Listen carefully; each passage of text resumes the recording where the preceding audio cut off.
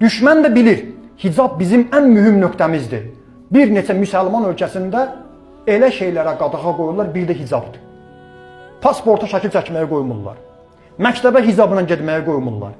Hicablı xanımları işlərdən çıxardırlar. Çox təəssüf olsun.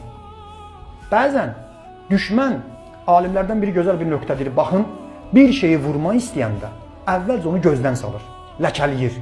İnsanların gözündə onu hörmətdən salır, səbəb nədir? Onu vurmaq istəyir. Kino çəkirlər, kinoda baş rolda bir dənə hicablı qadın, üzr istəyirəm, 1000 cür oyundan çıxır. Bilə-bilə bunu edirlər. Mən videosuna baxmışam, araşdırıblar.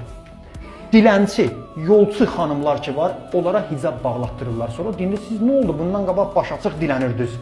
Amma indi bizə deyirlər ki, dilənin, amma şərti budur, başınızı bağlayın, dilənin. Baxın, hicabı hörmətdən salsınlar. Kino çəkirlər, kinoda hicablı qadın güya evdən qaçır. Sual verirlər, atam mənə zorla hicab bağlatdırır. Atam mənə zorla namaz qıldır, onu evdən qaçıram. Görün nə cəmaatın zehninə atırlar. Üzr istəyirəm. Bilə-bilə bəzi yerlərdə qadınları əxlaqsızlığa vadar edirlər. Amma deyirlər, əxlaqsızlıq edin, sizin pulunuzu 2 qat verərik. Amma hicabla bu işi görür. Hicabı hörmətdən salsınlar. Ayıq olun, diqqətli olun. 18, 19, 20, 21 yaşlı qızlar var ki, elə videolar paylaşırlar, nömrələr yazırlar və s. Yəni, nə desək də, nə əməl etsələr də, bütün halda bunlar az yaşlıdırlar. Hələ həyatları qarşıdadır. Bəlkə də bu videolarım o qızların da qarşısına çıxacaq.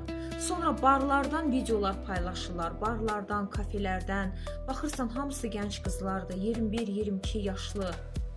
Yəni, həyatlarının ən çiçəklənən vaxtını barlara sərf edirlər. Bəlkə də bu videom həmin qızların da qarşısına çıxar, lap birinin qarşısına çıxar.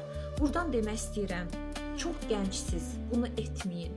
Həyatınız hələ qabaqdadır. Baxın, bu getdiyiniz yol deyil. Bilmirəm, bunu sizə ailə üzvləriniz, yaxınlarınız deyirlərmi, demirlərmi? Amma bax, mən sizə bunu demək istəyirəm. Vallah, bu getdiyiniz yol deyil. Bunun sonu yoxdur. Bugün sizin 21-22 yaşınız var. Bədəninizi satışa çıxarırsınız. Bildiyiniz sözün əsl mənasında TikTok fahişəliyə çevrilib. Qadınlar, gənc qızlar, uşaqlar, baxın, uşaqlar bədənlərini satışa çıxarırlar. Bir alver gedir orada. Və görsəz ki, o yaşlı kişilər o alverdə necə iştirak edirlər.